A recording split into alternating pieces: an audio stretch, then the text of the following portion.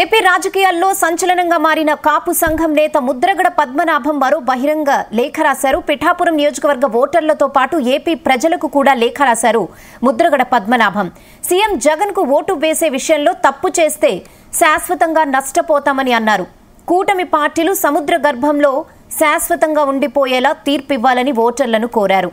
CM జగన్లా సంక్షేమ పథకాలు దేశంలో ఏ ముఖ్యమంత్రి కూడా ప్రవేశపెట్టలేదని చెప్పారు. గాజు గ్లాస్ పగిలిపోయిన ముక్కలు అందరికీ ప్రాణహానిని కలిగిస్తాయని తెలిపారు. సైకిల్ పూర్తిగా తుప్పు పట్టడం వల్ల ఎవ్వరూ సైకిల్ వాడకుండా మోటార్ బండ్లు, కార్లు వాడుతున్నారని ముద్రగడ సెటైర్లు వేశారు.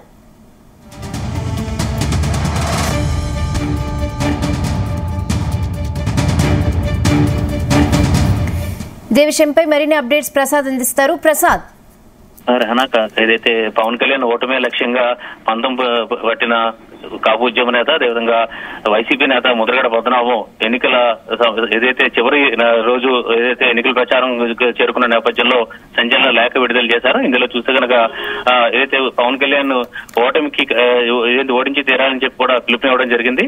ప్రధానంగా చూస్తే కనుక సీఎం జగన్ కనుక ఓడిపోతే సంక్షేమ పథకాలన్నీ కూడా ఆగిపోతాయని చెప్పి కూడా పిలుపునిచ్చారు. పర్టికులర్ గా ముఖ్యంగా పిఠాపురం నియోజకవర్గ ప్రజలకు, అదేవిధంగా రాష్ట్ర ప్రజలకు కూడా ఆయన లేఖ ద్వారా ఏదైతే పిలుపునివ్వడం జరిగింది. ఇప్పటి వరకు కూడా ఆయన మీడియా సమావేశాలు, వీడియోల ద్వారా ఏదైతే తన వైసీపీ తరఫున మాట్లాడుతున్న ముద్రగడ ఇవాళ మళ్ళీ తన పాత పందాలో ఏదైతే లేఖలు విడుదల చేస్తారో అదే పందాలకు వెళ్లడం జరిగింది.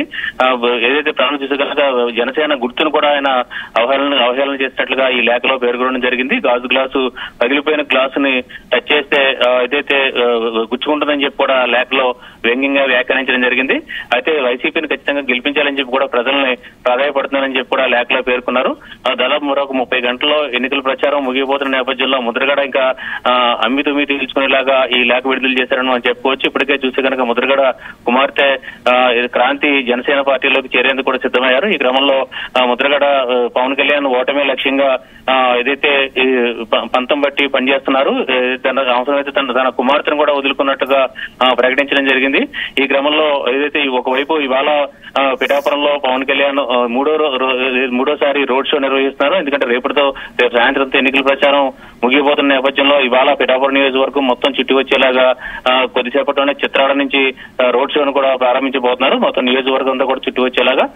ఈ క్రమంలో రేపు కాకినాడలో కూడా ఏదైతే పవన్ కళ్యాణ్ రోడ్ షో కూడా ఏర్పాటు చేసుకోవడం జరిగింది. ఈ క్రమంలో ముద్రగడ అయితే ప్రధానంగా పవన్ కళ్యాణ్ టార్గెట్ చేస్తూ, అదేవిధంగా కూటమి పార్టీలను కూడా టార్గెట్ చేస్తూ లేఖ విడుదల చేశారు. ఏదైతే సముద్ర గర్భంలో కలిపేయాలని చెప్పి కూడా పిలుపునివ్వడం జరిగింది. అది ఎన్నికల ఏదైతే పోలింగ్ సమయం దగ్గర పడుతున్న నేపథ్యంలో ముద్రగడ ఇచ్చిన పిలుపు ఎంతవరకు ఏదైతే పనిచేస్తుందని చెప్పి చూడాల్సి ఉంది. ఇటువైపు చూస్తే కనుక పవన్ కళ్యాణ్ తన పంతను చేసుకుని వెళ్తున్నారు. ముందు నుంచి కూడా ముద్రగడ పద్మనాభం ఎక్కడో కూడా ఒక మాట విమర్శ చేయకుండా ఆయన పట్ల తనకు గౌరవం ఉందని చెప్పి కూడా తుని బహిరంగ సభతో పాటు పలు బహిరంగ సభల్లో కూడా పవన్ కళ్యాణ్ చెప్పడం జరిగింది. ఈ క్రమంలోనే పవన్ కళ్యాణ్ కూడా దీనిపై స్పందించే అవకాశం అయితే లేదు. ఖచ్చితంగా ముద్రగడ అయితే తన పందాలో తను ముందుకు వెళ్తున్నారు. ఇది ఎంతవరకు ప్రభావం చూపుతుందని చూడాల్సి ఉంది.